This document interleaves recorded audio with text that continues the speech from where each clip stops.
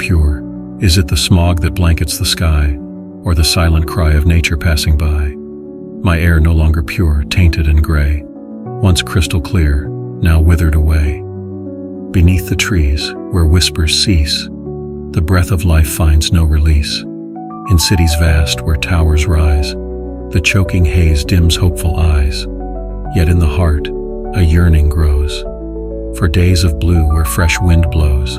My air no longer pure, but dreams remain, of a world renewed, free from this chain.